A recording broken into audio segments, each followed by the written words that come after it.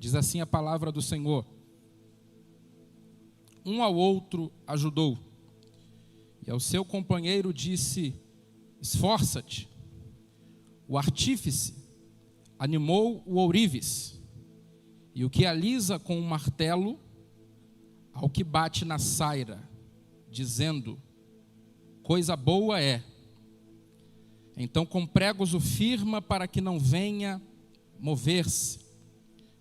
Mas tu, ó Israel, servo meu, tu, Jacó, a quem escolhi, semente de Abraão, meu amigo, tu a quem tomei desde os confins da terra, e te chamei dentre os seus mais excelentes, e te disse: tu és o meu servo, a ti te escolhi e não te rejeitei. Não temas, porque eu sou contigo. Não te assombres, porque eu sou o teu Deus. Eu te esforço, te ajudo e te sustento com a destra da minha justiça. Esse texto é, sem sombra de dúvidas, um dos mais citados dentro do livro do profeta Isaías, porque é uma palavra que muito anima o nosso coração, muito usado nas palavras introdutórias, nas breves saudações. Os ministros de louvor, quando cantam uma canção com o desejo de revigorar a alma do povo, também citam este verso: pois quem não quer ouvir que Deus está com ele? Quem não quer ouvir que Deus é o seu próprio ajudador? Eu fiz a leitura a partir do versículo de número 6, porque no versículo 6, o profeta está recebendo de Deus uma mensagem dizendo que no mundo, entre os homens, entre os gentios, é comum ver um trabalhador animando o outro trabalhador. É quando se cumpre o verso 6 que diz: um ao outro disse: esforça-te. A Bíblia está dizendo que o artífice animou o ourives, dizendo: a sua obra boa é. O que o profeta está dizendo é que isto é comum entre os homens naturais, porque eles caminham na linha de um propósito, e na sua unidade nós vamos perceber que sempre eles vão estar um encorajando ao outro. Mas quando Deus começa a falar com o povo de Israel, ele diz: quanto a ti, não. Quanto a ti, sou eu quem ajudo. Sou eu quem sustento. Sou eu quem animo. O que Deus está dizendo para Israel é: Israel, não espere que os gentios, que os ímpios, que o mundo vai te apoiar no propósito. Não espere, Israel, que os filhos da perversidade vão ser vossos incentivadores. Eles animam um ao outro eles dizem: esforça-te.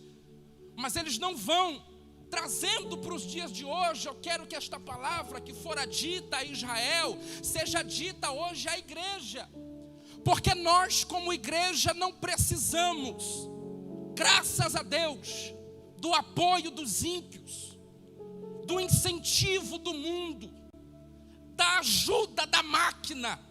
Deus está dizendo: eles se ajudarão, mas a ti, Israel, sou eu quem ajudo, sou eu quem sustento, sou eu quem fortaleço.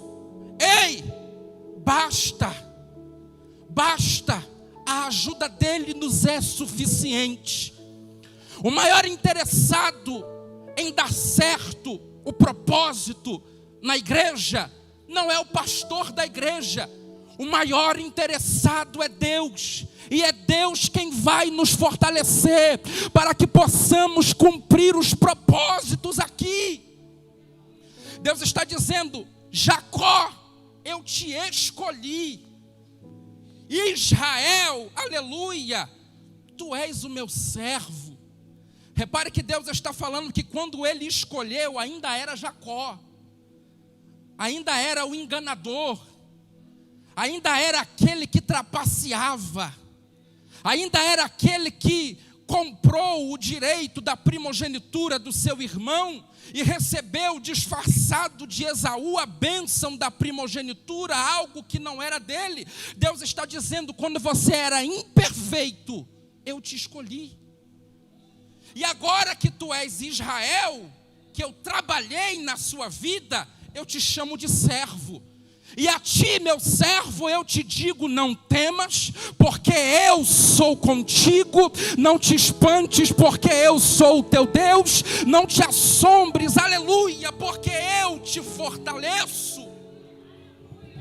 Deus é o nosso, aleluia, aliado nesta peleja. Ele é o general deste belo exército. É Ele quem dá à igreja as plantas da peleja e as plantas da guerra. E é por isso que Paulo vai dizer na sua carta: vós sois mais do que vencedores por meio daquele que vos chamou. Porque nós estamos na guerra, mas o nosso Deus já nos garantiu uma grande vitória. O que me chama a atenção neste texto, no verso 9, é que Deus está dizendo a Jacó: tu és o meu servo, tu és descendência de Abraão, meu amigo. Deus está chamando Abraão de meu amigo, Quemuel. Tiago, na sua carta, no capítulo 2, no verso 23, também confirma esta palavra, dizendo que Abraão creu, isto lhe foi imputado por justiça, por isso Deus o chamou meu amigo. Quando eu olho para esta palavra, eu vejo todas essas promessas nela, mas também entendo que para ser alvo desta palavra, eu preciso ser amigo de Deus. Eu preciso ter um relacionamento com o Senhor. Eu preciso valorizar este relacionamento, embora de pai para filho. Mas qual pai não quer que o filho seja seu amigo? Qual pai quer ter um filho distante, que o despreza, que o ignora, que é legal com todos, mas diante do pai o seu comportamento desagrada, porque o pai para ele é só mais um? Mas é bem verdade que quando o filho precisa de algo, ele vai ao pai. É verdade que quando o filho tem uma causa, ele muda de comportamento. Isso desagrada muito o pai, porque nos tornamos interesseiros espirituais e servimos a Deus pelo que Ele faz, não pelo que Ele é na nossa vida. Como posso dizer que sou amigo de Deus se passo dias sem falar com meu amigo? Como posso dizer que sou amigo de Deus se o meu relacionamento com Ele cabe num culto de 2 horas no domingo à noite? Como posso dizer que sou amigo de Deus se primeiro eu falo com todos e na fila da minha vida Ele é o último que está? Deus chama Abraão de amigo, mas antes de chamá-lo de amigo, Abraão vive uma vida de renúncia. É impossível ser amigo de Deus se não houver renúncia dentro do meu coração. O desejo de renunciar. Hoje, o nosso adversário tem trabalhado com algo na tecnologia chamado entretenimento, coisas que não é pecado, coisas, aleluia, que não, aleluia, não são graves, não são gravíssimas, mas que são entretenimento para todo mundo, e nós perdemos horas naquilo ali. A gente fica horas de frente de uma série da Netflix. Eu digo nós porque eu também fico. A gente fica horas de frente para o celular, a gente consegue ficar horas conversando conversando com qualquer pessoa, mas quando dobramos os nossos joelhos para falar com o Senhor, se é que ainda dobramos os joelhos, é 5 minutos e já achamos que Ele precisa fazer tudo que a gente quer, que se Ele não fizer eu vou embora, se Ele não abrir eu desisto. Vai embora, rapaz, você já não está há muito tempo. Deus está querendo se relacionar com alguém aqui e chamar de amigo. Dizermos eu tenho um amigo. Quem é o seu amigo? Meu amigo é o Senhor. Meus irmãos, eu venho com esta palavra dura, mas com amor no coração, profetizar que Deus vai nos ajudar a orar um pouco mais, que Deus vai nos ajudar a ler um pouco mais a sua palavra. Evangelista, eu não entendo muita coisa. Jesus disse: pode um filho pedir ao pai um pedaço de pão e este pai lhe dar uma cobra? Não, é impossível, meus irmãos, o crente pedir pão, que é a palavra, e Deus lhe dar uma serpente. Abra a Bíblia sem entender e fale: Senhor, eu não tenho inteligência, eu não tenho sabedoria, eu não tenho conhecimento, eu não entendo quase nada, mas me ajuda, Espírito Santo. Eu quero ouvir a tua voz através da sua palavra. Deus vai falar contigo na palavra. Deus disse a Abraão: sai da tua terra, da tua parentela, da casa de teu pai, e vai para a terra que eu te mostrarei. Isso é um chamado, meus irmãos. O chamado é inseguro. O chamado é incerto. Deus ainda não mostrou a terra, mas Deus disse: vai. Vou para onde, Senhor? Vai. Eu vou te mostrar no meio do caminho. Sai desta terra, Abraão. Sai do meio desta parentela. A Bíblia diz que Terá, o seu pai, saiu de Canaã, no final do capítulo 11 do livro de Gênesis, que saiu da terra de Ur dos Caldeus com o objetivo de chegar até a terra de Canaã, obreiro Max. Só que quando eles chegaram em Harã, eles pararam em Harã, porque Harã tinha o mesmo nome do irmão falecido de Abraão. Então aquilo mexeu com o emocional do pai de Abraão, e ele parou naquela cidade e falou: eu vou ficar aqui. Só que o propósito não era parar em Harã, o propósito era chegar em Canaã. Só que quando Terá parou em Harã, ele morreu em Harã. E é por isso que Deus veio a Abraão no capítulo 12 e falou: sai daí, porque o objetivo é Canaã, não é o meio do caminho.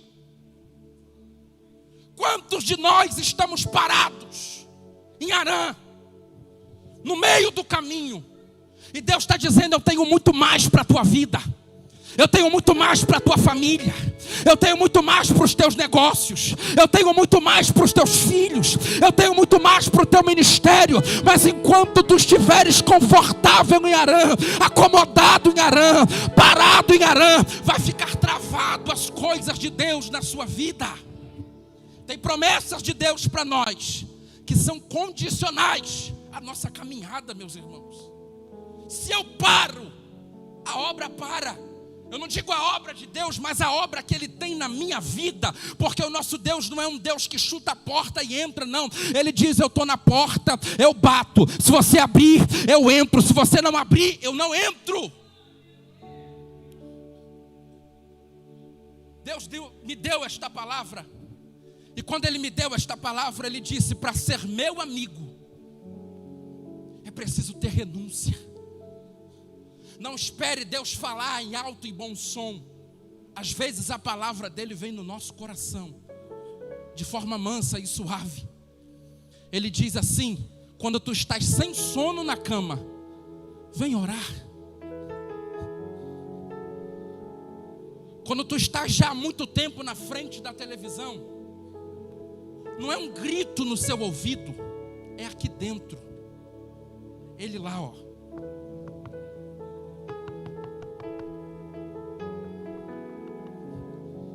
Há quanto tempo tu não falas com Ele? Há quanto tempo tu o desprezas e tu quer que Ele faça tudo em seu favor? Pare e veja se tu não era mais feliz quando tu orava. Analise a sua vida e veja se tu não eras mais feliz quando tu levantavas de madrugada e falava: Senhor, eu estou cansado, mas eu te peço, me toca com a sua presença. Tu és o meu renovo, tu és o meu alívio, tu és, Senhor, a glória, o Deus da minha salvação. Não é muito, meus irmãos, é se ligar com Ele. É estar no transporte lotado, colocar um fone de ouvido com um louvor e aqui dentro cantarolar e dizer que Ele é santo. Aqui dentro cantar e dizer que Ele é grande, dizer que Ele é lindo. De repente, você está dentro do metrô, está dentro do ônibus, está trabalhando, fazendo alguma coisa, a presença dEle vai te enchendo. O dia que ia ser um dia de derrota, ia ser um dia de tristeza, ia ser um dia, aleluia, de angústia, Ele começa a lavar o seu coração, Ele começa a te encher com o Espírito Santo. Ei, é seu papel ser cheio do Espírito Santo, porque possa ser que no teu trabalho tenha alguém precisando de uma palavra.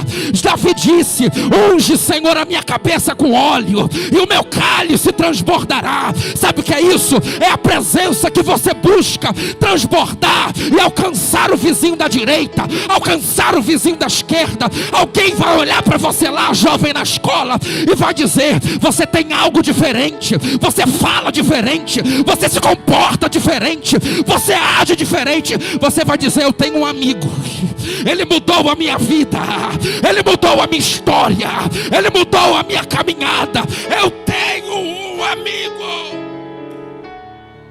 Aleluia.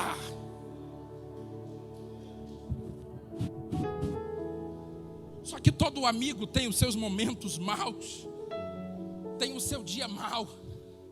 Abraão também teve o seu dia mau. A Bíblia diz que Deus fez a ele uma promessa.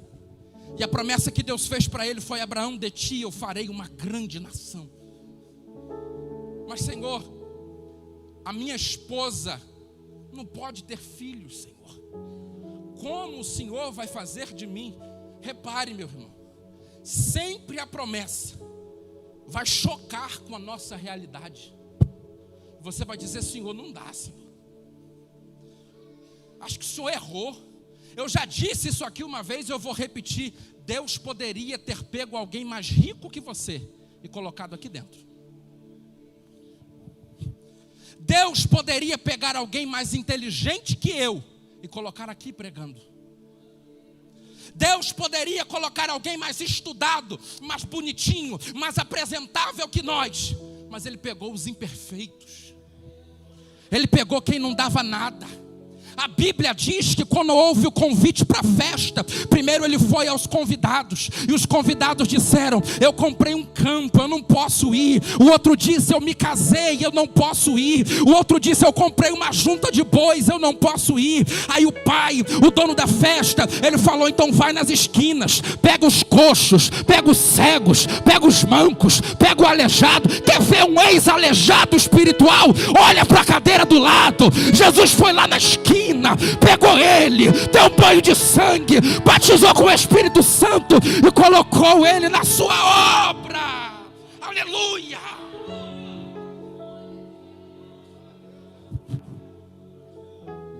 Só que o que eu quero de fato aplicar aqui esta noite é que a Bíblia diz que Abraão, ele recebeu esta promessa, mas tentou dar um jeitinho. O relógio é meu adversário esta noite. E a Bíblia vai dizer que sua esposa fez um plano. E no seu plano, ela entregou Agar, que era sua serva, para gerar. E essa serva gerou. Só que o plano não era de Deus. O plano era de Sara. E a Bíblia Sagrada vai dizer que quando Agar gerou Ismael, ela começou a humilhar Sara, a dona do plano. Por que, diácono Juliano? Porque o plano não era de Deus. O plano era de Sara. Quando o meu plano não encaixa com o plano de Deus, eu vou passar provações, eu vou passar angústias. É Deus dizendo: tu estás na contramão, tem alguma coisa errada. Não que o que é de Deus para nós seja fácil, mas o que é de Deus para nós nos traz paz, nos ensina o nosso pastor presidente. O que é de Deus para nós, embora estejamos no meio de uma tempestade, o nosso coração tem paz, porque nós sabemos que estamos no caminho que Deus preparou para nós. A Bíblia vai dizer que nasceu Ismael. Não é ainda a promessa de Deus cumprida, mas no capítulo de número 21, verso 1, a Bíblia diz que Deus fez a Sara conforme havia dito. E Deus cumpriu o que tinha prometido. Só que agora tem um problemão. Por quê? Porque Ismael, que é fruto da antecipação, está brigando com Isaac, que é o cumprimento da promessa. Toda vez que eu me antecipo e tento ajudar Deus, a minha antecipação vai brigar lá na frente, quando Deus cumprir a promessa na minha vida. Aí fica o conflito de Isaac com Ismael. Que é isso, evangelista? Quantas são as pessoas que hoje têm um casamento perturbado? Perdoa entrar, mas eu preciso pregar essa noite, porque se antecipou lá atrás e gerou quem não era para gerar, e se relacionou com quem não era para se relacionar. Eu preciso aprender a ter discernimento espiritual, até para não entrar em portas que não são de Deus. Porque você está dizendo: Senhor, me abre uma porta, me abre uma porta, me abre uma porta. Se abre uma porta nesse período, mas você precisa perguntar a Deus: Deus, foi o Senhor que abriu para mim? Porque possa ser que você passe nesta porta, entre nesta porta, só que a porta que Deus disse que ia abrir, se abra, só que tu já está dentro dessa. Calma mais um pouco. A porta de Deus é melhor. Deus está dizendo a alguém aqui: calma mais um pouco, a minha porta é maior, a minha porta é melhor. Eu vou dizer do jeito que o Espírito Santo está falando no meu ouvido. A porta que eu vou abrir para você não vai te impedir de buscar a minha presença, não vai te afastar do meu altar. A porta que eu vou abrir para você, você não vai precisar dar jeitinho, você não vai precisar corromper sua santidade, você não vai precisar burlar a minha palavra. A porta que eu vou abrir para você vai trazer honra para tua casa, vai trazer honra para tua vida, vai trazer honra para tua família. Ei, jovem, eu profetizo: a tua mãe não terá o prazer, o desprazer de te ver algemado por causa de 50 reais. Não, vai na porta de Deus que é melhor, vai na porta de Deus que é melhor.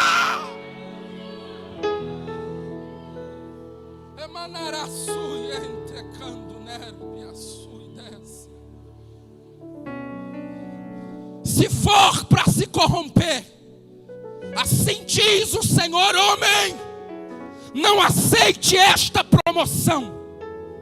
Elemanto entre canto nervia candarábia.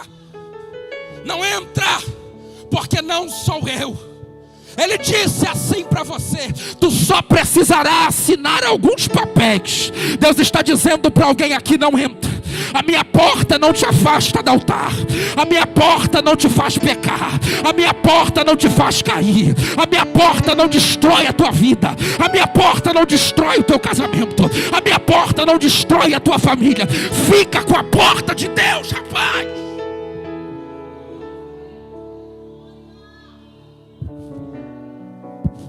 Nasceu Isaac. Vamos caminhar para o final. A Bíblia diz no começo, que no começo da caminhada de Abraão, ele estava no primeiro amor. Aonde ele ia, ele levantava um altar, Bruno. A Bíblia diz em Gênesis 12, verso 6, que ele estava em Siquém, se não me falha a memória, e ali ele levantou um altar, pastor Marcos. Quando chega no versículo 7, e ele vai para outra cidade, que se não me falha a memória é Hebrom, ali ele também levanta outro altar. Aonde ele ia, ele levantava um altar. Ele não ficava longe do Senhor. Aonde ele ia, a primeira coisa que ele fazia era criar um espaço de relacionamento com Deus. Eu pergunto aos senhores: aonde é o teu altar? Ou será que o teu altar só está aqui dentro.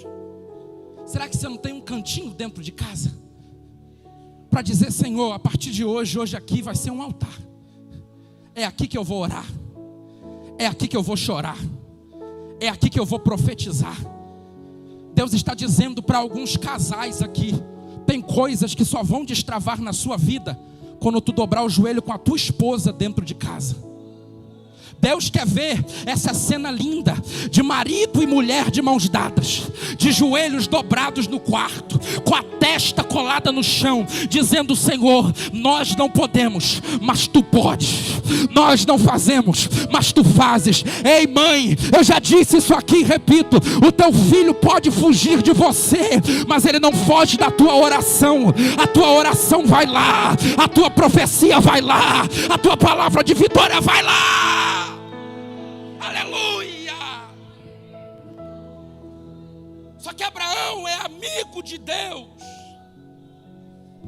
Depois que Deus cumpre a promessa, você não vê mais Abraão levantando o altar. Isaac nasceu e ele está muito ocupado cuidando de Isaac, mas altar ele não levantava mais, porque Abraão é amigo de Deus. Mas quando Deus cumpriu a promessa, ele esqueceu do Deus que fez a promessa se cumprir. Quem somos nós depois que a promessa se cumpre? Quem somos nós depois que a porta abre? Quem somos nós depois que a dívida é paga? Quem somos nós depois que a enfermidade vai embora? Quem somos nós, meus irmãos, depois do cumprimento da promessa? Porque quer conhecer um crente na prova? Ele é o primeiro a chegar. Ele está em tudo. Se tem trabalho de oração na segunda, ele está. Culto de libertação na terça, ele está. Se quarta tem ensaio, ele está. Se quinta tem culto, ele está. Se sexta tem consagração, ele está. Sábado, se for subir monte, ele sobe. Domingo de manhã, ele é o primeiro a chegar e dobra o joelho. Domingo à noite, ele está no culto. Ele está na prova, ele precisa orar. Mas Deus, quando provê, Deus, quando abre, Deus, quando faz, cadê o irmão? Andou a pé a vida toda. Deus deu o carro, nunca mais apareceu na igreja. Desempregado, ele buscava, que era uma maravilha. Deus abriu a porta. Cadê o irmão? De bolso cheio, quem somos nós? De conta cheia, quem somos nós? Depois de Isaac nascer, quem somos nós, igreja? É por isso que às vezes Deus trava tudo na nossa vida, porque às vezes é melhor Ele te vê um pouco mais aqui dentro, Ele te vê orar um pouco mais, Ele te vê buscar um pouco mais. Às vezes o silêncio dele é a melhor resposta que os nossos corações precisam. Quando Deus entende que Isaac mudou Abraão, Deus chama: Abraão, Abraão. E ele diz: eis-me aqui, Senhor. Mas a Bíblia diz no capítulo 22 de Gênesis que aquele chamado era porque Deus havia decidido colocar Abraão na prova. Nem todo chamado de Deus é para nossa exaltação.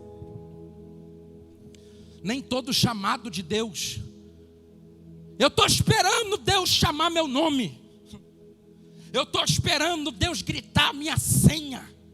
Possa ser que quando Ele chamar o teu nome, seja para te colocar à prova. Deus disse: Abraão, Abraão. Todas as vezes na Bíblia que você olhar e ver essa expressão sendo chamado o mesmo nome duas vezes, como lemos aqui, Abraão, Abraão, é sinal de que quem chama tem relacionamento com quem é chamado, tem intimidade com quem é chamado.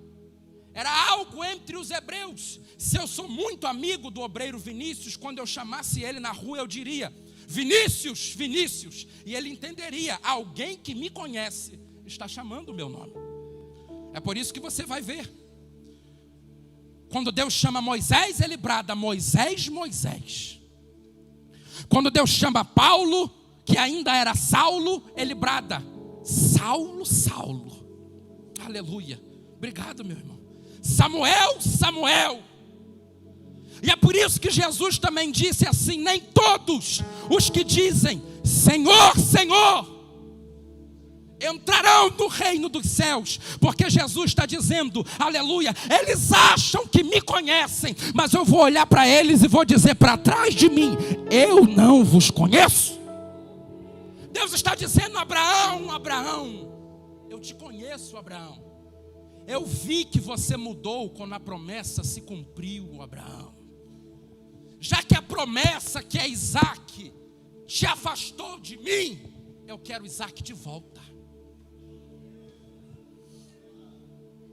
Me devolve Isaac, Abraão. Por quê?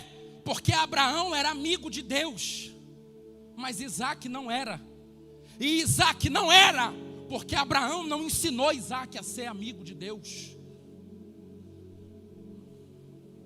Abraão é amigo, mas a bênção está parando em Abraão. Porque depois que Isaac nasceu, você não lê na Bíblia Abraão dizendo: Isaac, vem cá, eu vou te ensinar a construir um altar.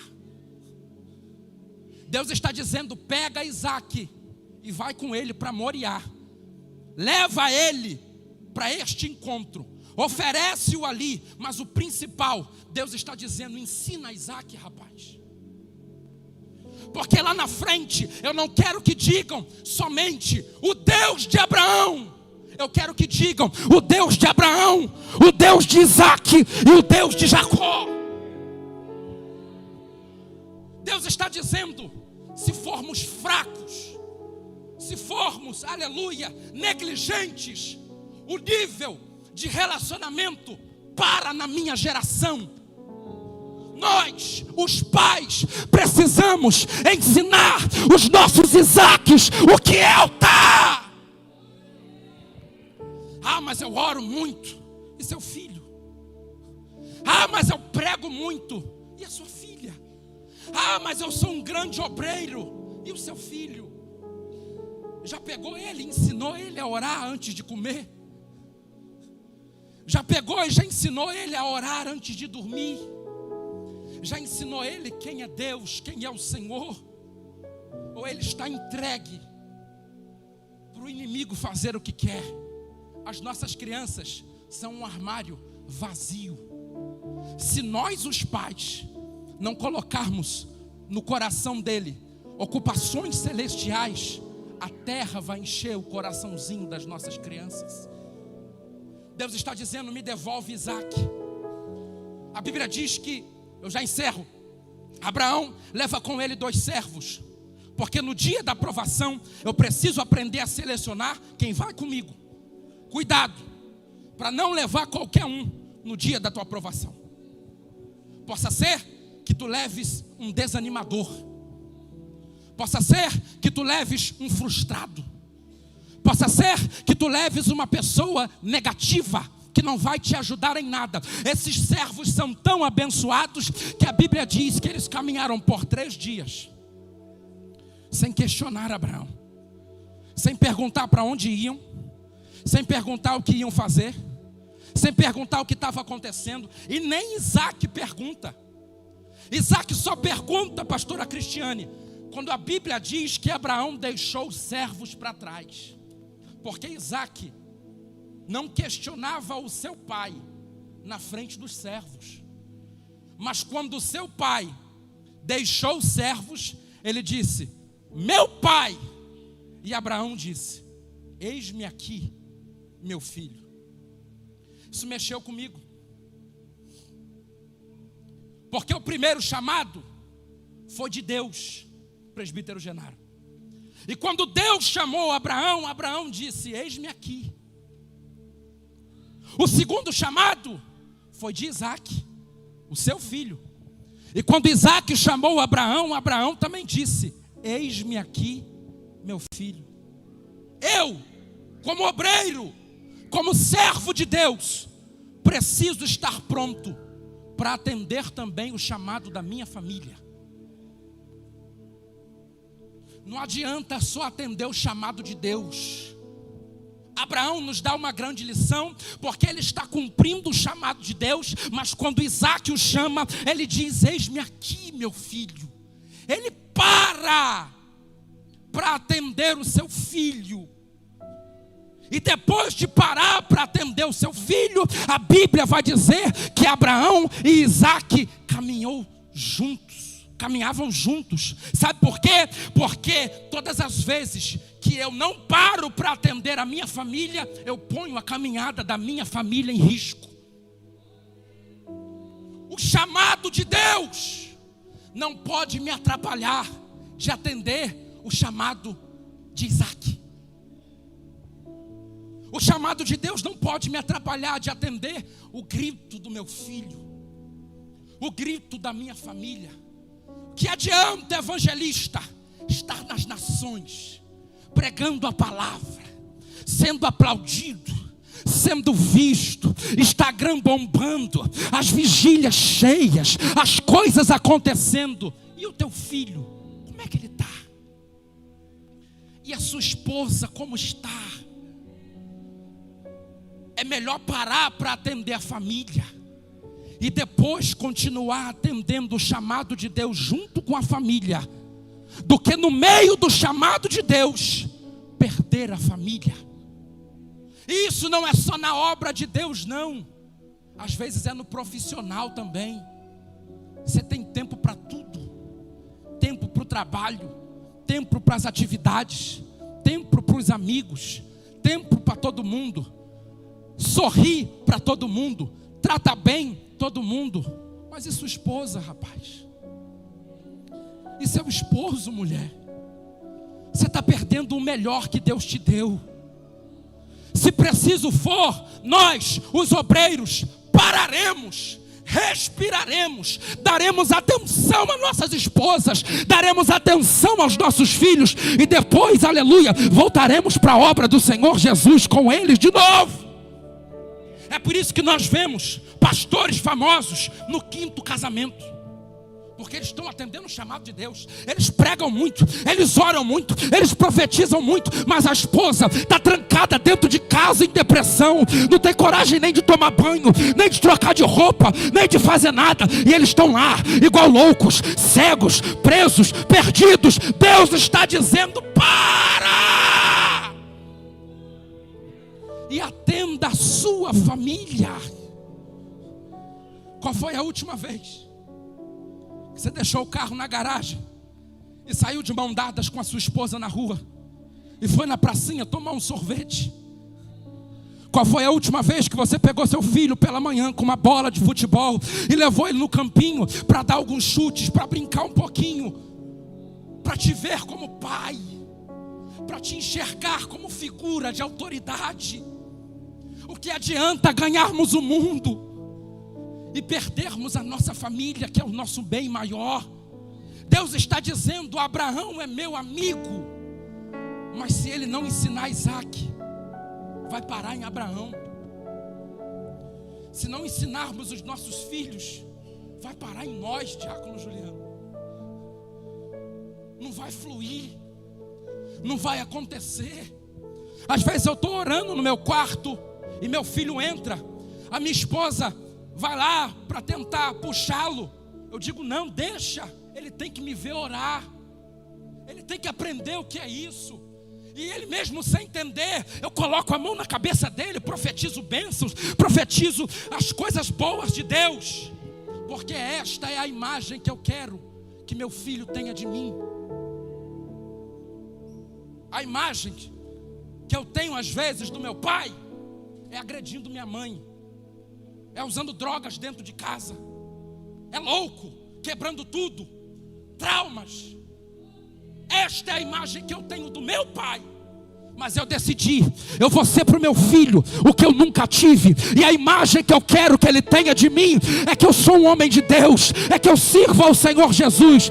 Ei, eu não me envergonho de dizer que possa ser que tenha horas que os irmãos não vão me ver com o microfone na mão, porque eu vou estar cuidando da família, vou estar cuidando do filho, vou estar cuidando da esposa, porque a família é a maior obra de Deus na nossa vida. A Bíblia diz que ele levou o menino para o altar. Isso marcou a vida de Abraão? Marcou. Mas imagina também o quanto não marcou a vida de Isaac. Por quê? Porque Abraão já tinha passado dos 100 anos, meus irmãos.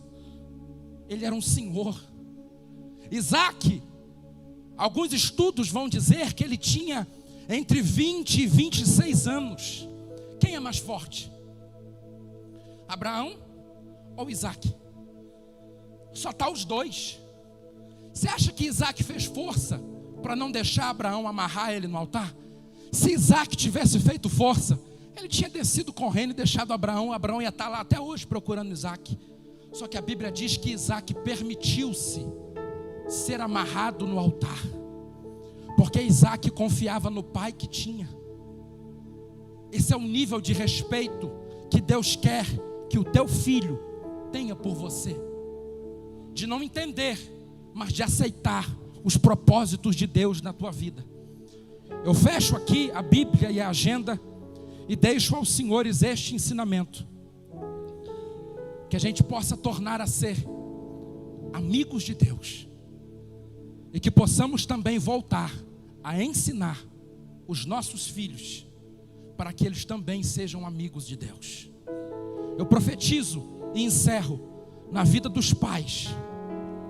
Deus vai te usar para a tua neta, e não vai parar na tua geração. Os teus filhos serão bênção na casa do Senhor, os teus netos serão bênção na casa do Senhor. Se Jesus não voltar, os teus bisnetos serão bênção na casa do Senhor, porque Deus